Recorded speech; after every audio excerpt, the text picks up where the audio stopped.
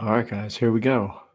Welcome back to the Addictively Speaking podcast. I've taken some time off for Christmas and I was sick and had a whole bunch of stuff going on in life and couldn't really get the chance to sit down and record and get something out there for you guys to listen to.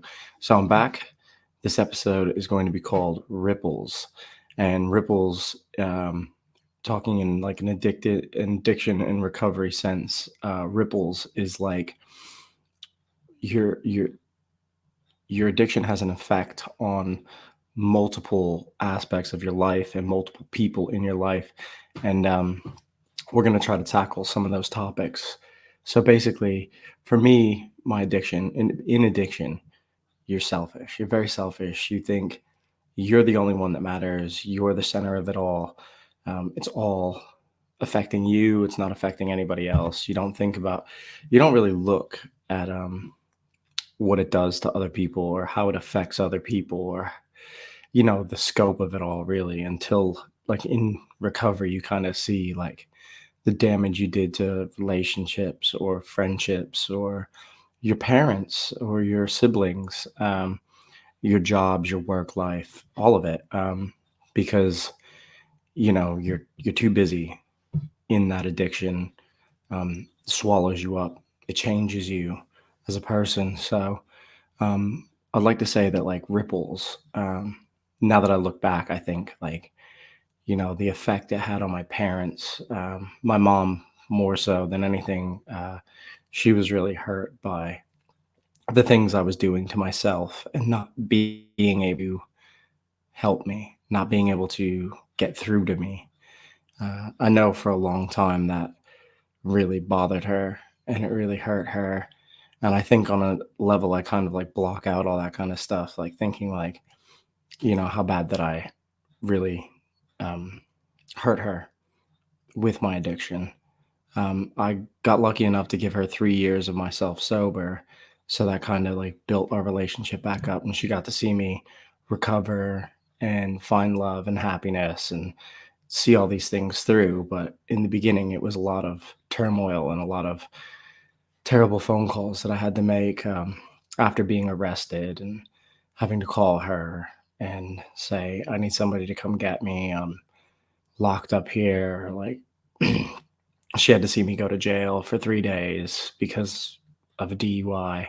Again, like the ripples, I have a record for all type of different charges. So these kind of like ripple into jobs and it all affects every aspect of your life in one way, shape, or another.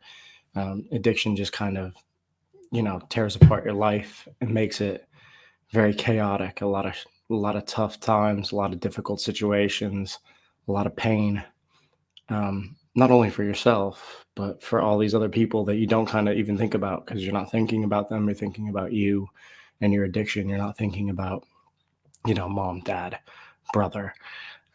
So I want to touch on a personal story, one that I can remember vividly because it kind of like invokes a lot of emotion. Was I had a DUI. I was on probation. I I was about 2 months away from being clean, getting out of the DUI and having all the charges dropped and everything. And I decided to go out and get hammered. It was October. I remember it vividly. I got into a vehicle with some friends and we went to go to McDonald's. And it was probably about 3 in the morning. So I was wrecked, completely wrecked. And we were coming back and we saw some kids walking across the road, like in the middle of the road. Just, we had to stop the truck. And I rolled the window down and was like, hey, how about you get the fuck out of the road? And the kid said, how about you fucking make me? So I opened the door and proceeded to start a fight. Hit the kid. He fell. I turned around. I got punched straight in the face. My nose was broke. Blood went everywhere. He threw another punch. I ducked. I hit him again. I hit him and started pounding him to the ground. I had to get pulled off by a friend and thrown into the truck. Now, once I was in the truck, I was literally just covered in blood. I was covered in so much blood. It was down to like my belly button. Just blood was everywhere. It looked like a murder scene, but I was the only one bleeding. Well, at least I only one that I knew was bleeding. I I ended up going back home, not my mom's house, but like the house I was living in with some friends. And somebody decided to convince me that, yeah, let's go back out and fuck them up. So I got back in the truck and went back out to finish it. And I don't know what I thought was going to happen in that situation. Like maybe I would have killed somebody. I'm not really sure where this is going to go. Like, but I decided I was going to go back. And then the police came and I got arrested. I tell you that to tell you this. My brother was flying in that night from California to visit. So he lands and goes to my parents' house, and I'm out on an absolute fucking rampage. Um, so I ended up getting arrested, put in a cell overnight. They keep me there till about 5 in the morning, 6 in the morning, something like that. They handcuff me and they take me to Sunbury to a magistrate's office to, um, you know, plea or whatever's going to happen. Luckily, the Shamokin police have no idea that I'm on probation because I've clearly violated my probation and I would go directly to jail. But they didn't look. They didn't even check. I don't know how they missed it, but they did. Thank God they did. Um, so I went to the magistrate, and the magistrate said, you can go home, $5,000 unsecured bail. You're gonna have a court date. You have to show up for it, right? So I got driven home. Obviously, I'm starting to sober up. It's about 8, 9 in the morning, um, and I remember getting to my parents' house and thinking, I don't want to go in there because they'll only drop me off at my parents' house. They won't drop me off anywhere else. I have to go to my parents' house because I've just been released on bail. So, so I go to the house and I open the door and I walk through the door. Now I'm in a white t-shirt, just a white t-shirt with a blood ring that goes from my chest to my navel. Just blood. My nose is all crusted in blood. My face is covered in blood. My eyes are swelled. My nose is broken. And I walk into the kitchen and my mom and dad are in there and my brother. And I can just, the feeling of disappointment that radiated through that room, I'll never forget. I mean, it's something that I honestly, I hold on to it to this day. Um, the disappointment I could sense from my brother, particularly, um, just he couldn't even speak to me. He couldn't even look at me. He was just thoroughly disappointed in my behavior and what I was doing. And I think in that time frame, those years, my brother and I's relationship was very different than it is now, and it was before. We were a lot closer before, and there was a lot of distance between us during this time period because I don't think he knew how to talk to me. We talked, but it wasn't. Yeah, I just don't think he knew how to deal with me. I think he was angry with me and my actions, and I don't think he knew what to say to me and convey how disappointed he was or how hurt he was. Or so these are the ripples. I'm causing ripples now. I'm affecting family members. I'm affecting my parents. I'm causing their life chaos. And they were older. My parents were both older, so they couldn't get around like they used to, and it was very difficult on my mom and dad. Um, my dad had picked me up several times from police stations. When I got my DUI, my dad had to come at 6 in the morning because they wouldn't release me from the cell until I had a parent come get me. Because I had no vehicle, I had no way to get anywhere, and nobody would come get me. So my dad had to drive all the way down there, and it was a very quiet ride home. Not a lot was said. My dad really didn't have a lot of words.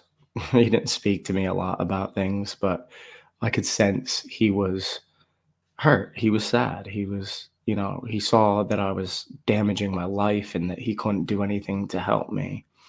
And my mom was the same. she always let me know that she loved me, and she gave me, money and things like that. She enabled me for a long time to continue this pattern of destructive behavior, but I know she did it because she loved me, and she just didn't know what else to do. And I think parents in those situations kind of are stuck with that dilemma. What do I do? Do I give up on this person, or what do I do? I love them unconditionally, but they are fucking up royally, and how can I help them? How can I change them? Um, and now the ripples that affected my jobs, well, I mean, started out pretty instantaneously. I traveled down a downward spiral after my best friend Ron passed away, and I was back working at a pretty decent job for the area I lived in.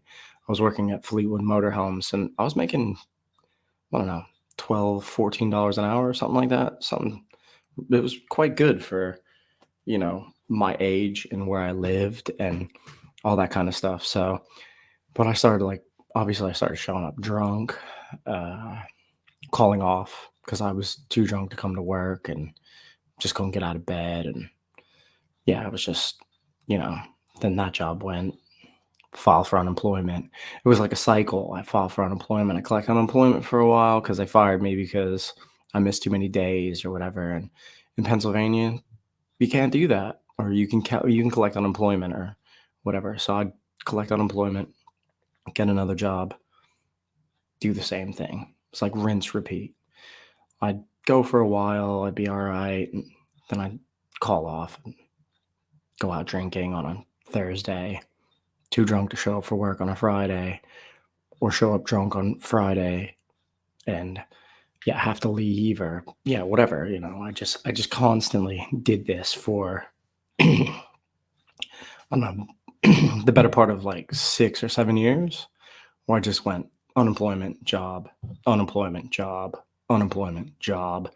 But most of them were directly affected by the drinking, the consumption of alcohol. Um, I couldn't function. I had friends that would, you know, drink till 3 and go to work at 7, and I would just stay in bed, say, fuck it. I'm not doing that. I'm not going to work. So I would just call off quite often, and just became a pattern where I would lose jobs and, you know, mess up that way. So that's affecting my work, steady income. I couldn't keep a job.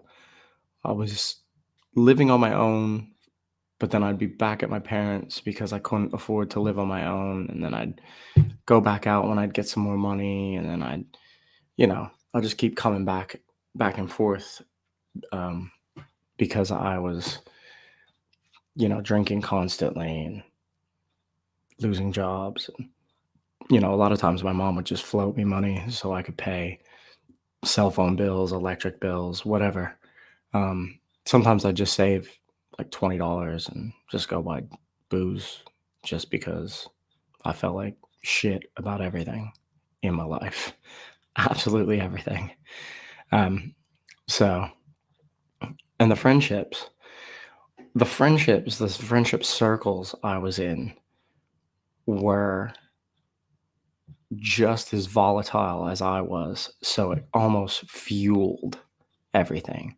Everybody that I was with was doing the same thing. They were partying too much, acting crazy, getting in trouble, wrecking cars. Like, that was my friendship circle. So obviously, the ripple effect for that is I was making poor decisions friendship wise. I was picking people to surround myself with that were just fueling that fire, and nobody said, "Hey, this is not good for anybody."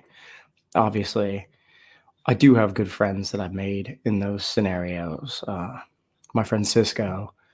I mean, we were like brothers, but we were absolutely volatile together.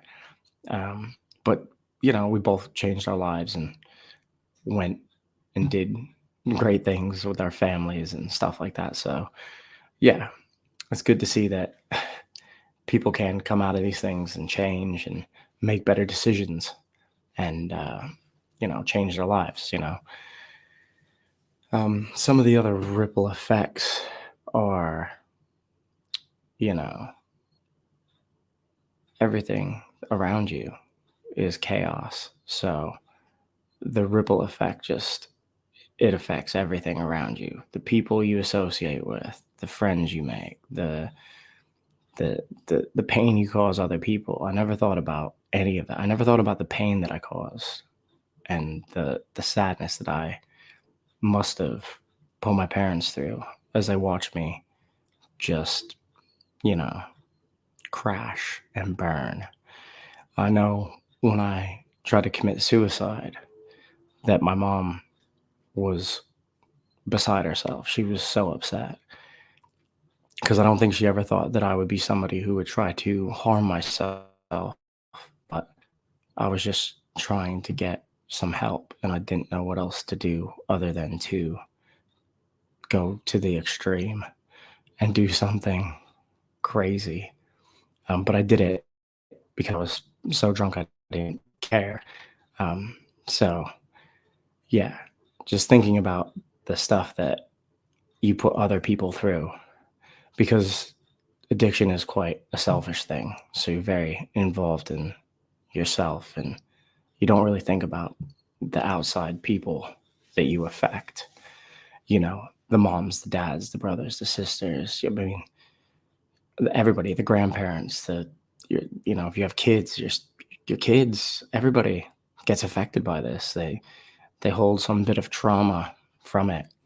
Um, Luckily, I've built relationships back with my brother.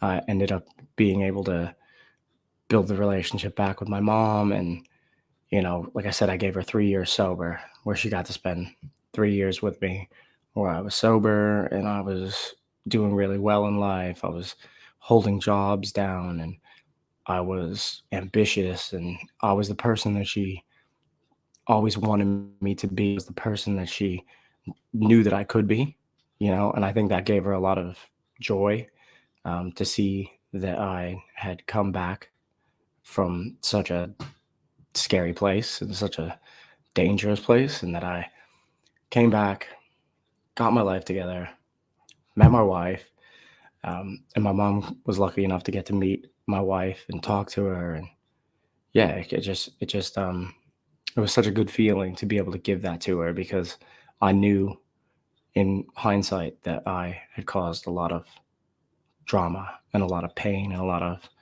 you know, unnecessary things with my addiction and my drinking. And I was quite reckless and didn't think about, you know, what my parents were going through and how they were probably just scraping by and they were struggling for money and they were, my mom's there, tucking it away and giving it to me as I, you know, drank and was destructive in my own life. And, I was taking money out of her pocket and my dad's pocket.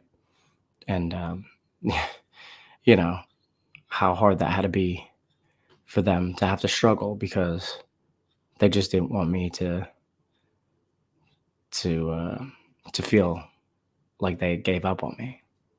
And they didn't. They never gave up on me. And, the beautiful thing is I got to turn my life around. I got to change my life and change everything about my life. And I built a beautiful life for myself. But now I get to look back and think about all the things that I've affected and try to like kind of now for me, I think, I did make all these ripple effects, but I can mend some of these things. I can fix the relationships. I can, you know, I gave my mom and dad 3 years sobriety. I don't know if my dad ever really realized he had dementia um, during my getting sober phase. So he didn't, I don't know if he really realized that I had changed everything, but my mom did, and my brother did. And, my brother and I have become, you know, thick as thieves now. I mean, we talk constantly. We have 17 years between us, and we're as close as any set of brothers could be. I look to him, for guidance and support, and he's been there. Well, since my mom had passed, we've kind of like really, bonded together, and you know, he's all I got, and I love him and I miss him. And I got to see him this year, and it was such a great thing to have him over and visiting. So yeah, so it's really great to be able to build those bonds back, and to kind of like give back, and repair and repent, and you know fix those things.